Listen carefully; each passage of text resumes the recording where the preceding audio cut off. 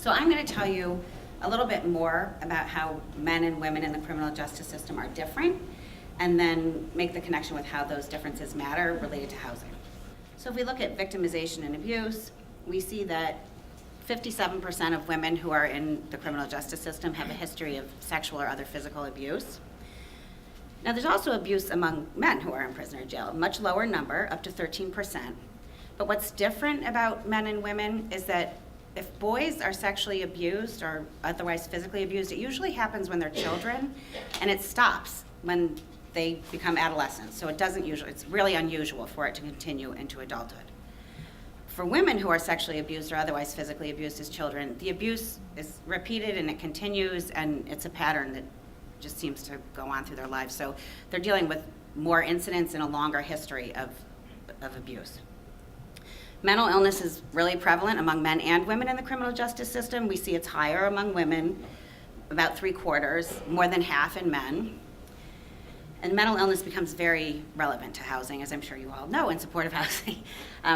Substance abuse, as we saw what kinds of crimes people are going to prison for. Substance abuse is quite common. Parenting is a big issue. 2/3 of women who are in the criminal justice system have children who are minors, and about 75% of those women were the custodial primary caretaker of the children before they were locked up. So their concerns about their children are very current and active, and when they get arrested and they get locked up, and they really are thinking about where their children are going next. As many men who are in prison or jail have children, maybe more, but it's much less common for them to be the primary caretaker or custodial parent before they're locked up. So they don't usually have that same level of immediate concern about the safety of their children. Poverty and economic marginalization are common among men and women in the prison system. I think if I had to choose, I'll show you some scientific stuff, but if I had to choose the one factor we see among almost everybody in the criminal justice system, it seems to be economic disadvantage. It's so common. We've been using validated assessments for the last, I'm going to say 10 to 15 years, and they were created to figure out why people are committing crime. Now, assessments are used for other fields as well, obviously, but in criminal justice, we've started using assessments and they've been validated. And we see that there are a lot of shared characteristics. On this gender-neutral side, these are characteristics that are found to be relevant in both men and women who are in the criminal justice system. Antisocial attitudes and peers, like their gang friends, the bad boyfriend, the parents or other people in the family who are engaged in criminal behavior. Cognitive skills and problems, behavioral issues, family dysfunction, and vocational and educational and employment deficits. There are additional issues that, while present sometimes in men, are not commonly associated with increasing the risk of being involved in crime. And those are gender salient issues: mental health, trauma, substance abuse is more of an issue for women, child custody, marketable skills, and community stability. So we know that the unique, what we call criminogenic risks, the things that just make it likely that someone will commit a crime, that women have, these are what they are, and housing safety is right at the top of that list. Especially when they're coming home after being incarcerated, the chances of a woman being re-involved in the criminal justice system is really tremendously affected by whether she's in safe housing. And it's a primary worry. More than half of the women who come to WPA each year, we see about between 2,000 and 2,500 women a year, more than half of them identify housing as the urgent, major, most pressing need that they have. History of mental illness, active symptoms of psychosis, depression, and anxiety, history of abuse and trauma, relationship dysfunction, and parental stress. Now, we saw family dysfunction on the other slide for men and women. Parental stress refers to a mother's concern about her ability to care for her children and to provide for them, and also her general feeling of being overwhelmed or not knowing how to take care of them, but her feelings of inadequacy and then her actual lack of resources and needs around parenting. The wonderful thing about women is that we also know that there are certain strengths that they have that really make a difference in how successful they are at targeting those risk areas and overcoming them and creating stable, law-abiding lives. So when women have education beyond high school, that is a huge factor that helps to prevent future criminal justice involvement. if they have been involved with their children's lives while they were locked up or are actively involved, that also is a strength. Even if they didn't feel great about the way they're parenting, if they have that active involvement with their children, it does come out to be a strength for them. Family support from other members of their family, kind of being helpful, supportive, and self-efficacy. This is sometimes a little hard to define or fix or develop, but it's really what we see. I mean, women come in and they feel like they don't know how to do anything, and then they are met with rejection, or they find that they really don't know how to do things. I mean, imagine you're coming home from prison after 20 years and you try to get on the subway and you don't really know how to use a Metro card. Mm-hmm. And it's so stressful because all those people are behind you, and it's so. Imagine all of these things that we do every day. Going to a public toilet and there's nothing to flush, or there are no handles to turn on the water. There are so many things that we take for granted that are different. Or even if a woman wasn't locked up, if she wasn't really engaged in the community and she was living on the street, she may not be used to going into Starbucks or into McDonald's and ordering a cup of coffee, or just doesn't feel like she knows what to do. So one of the ways that we help people address this is by focusing on modeling behavior and working with people in the real environments where they need to be successful. So if a woman knows that she's going to need to take the subway and where she's going to be living, we really like to work with her in her home environment and take her through a day and figure out what the activities are that she needs to be doing, and then do it with her so she doesn't have to wait until she fails at everything and then get corrected. As someone who does work with justice-involved women, I know that supportive housing has benefits beyond shelter. Right? It really does have an impact on whether she'll commit a new crime. And that's largely because women are not returning to unsafe living situations if they go into supportive housing. Often they were living with a criminal associate or in a place where there was illegal activity going on. They're more likely to be able to engage in consistent health and mental health care. And certainly in supportive housing, where there's someone paying attention and even just checking in to find out if somebody's been going to their appointments, and if someone's doing okay, if they need help, that makes a big difference. People feel nervous about going to mental health services. There's a big stigma against it with a lot of the women we see. And sometimes people really need a lot of coaching and hand-holding to feel comfortable walking through the door.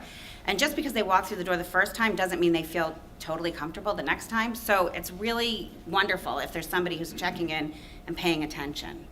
And then they're less likely to be involved in crime. We just know that women who are in stable and safe supportive housing are less likely to be involved in crime. And their children are more likely to be able to remain in their care. Now, we operate a program where effectively we're adding support to women who are living in their own homes. It's a different program than the one Ann mentioned. It's aimed at preventing, well, you actually did mention it. It's aimed at preventing foster care placement. But all of the mothers who are getting these services are also at risk of arrest because of their illegal drug use. And what we've seen is that when we go into the home and add this support, we do intensive home and field-based case management, we see immediate improvement in family function and in the children. So the children are more likely they attend school regularly.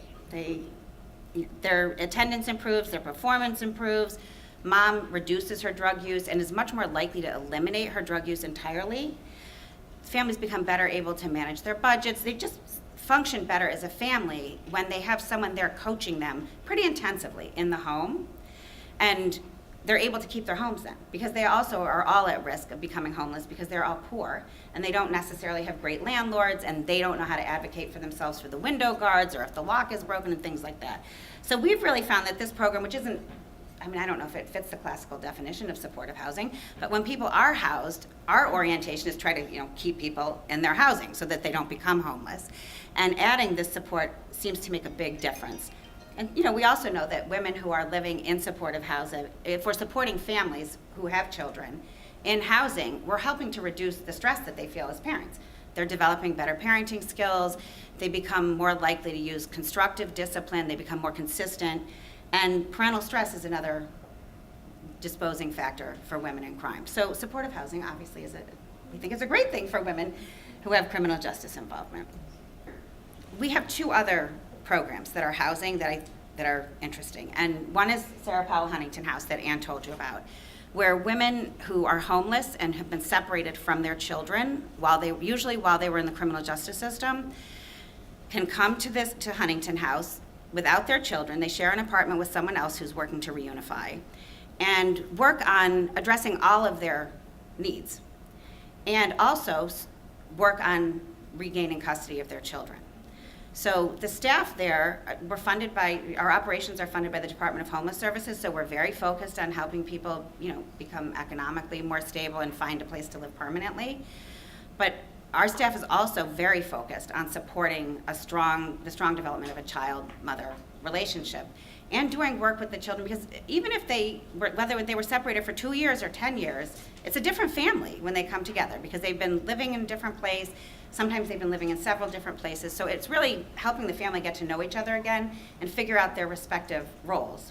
Can you just say how many units or how many clients you have? There are 19 family apartments, and then 18 women who are pre-reunification, although there's a little bit of flexibility. We do have the ability to have more families there, and but there are a total of 28 apartments. And we found that women, even though it's so difficult for people to find permanent housing, the families are doing very well. And everyone knows there are no subsidies, and our clients are the last ones to get the subsidies. And they've actually been doing very well, even in this terrible, terrible time for finding affordable housing.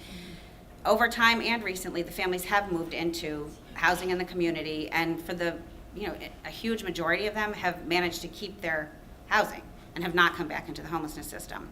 And we don't have numbers on how many more, on whether their children have been taken away, but our anecdotal data tells us that they're still living with their children for the most part. So we know that model of supporting the family in housing really works. We also, the program we talked about where we do the work in the home with families at risk for foster care placement. And then the new program we're starting, Justice Home, where we've just done our first couple intakes. It's an alternative to incarceration where, I'm always saying, real life is the best classroom, and we're doing it. So women who are facing felony charges and are looking at significant jail or prison time will get sentenced, and the sentence will include addressing the specific risks that woman has. We'll do the assessment, and if her major risk is mental illness or active psychosis, we will be working with her to address those needs in her life, also whatever her needs are, and the issues that she identifies. So the orientation is really to try to reduce crime and promote community safety by making it less likely that individuals will be engaged in future crime. And we think that the best place to do that is in the community, where people need to live safely for the rest of their lives.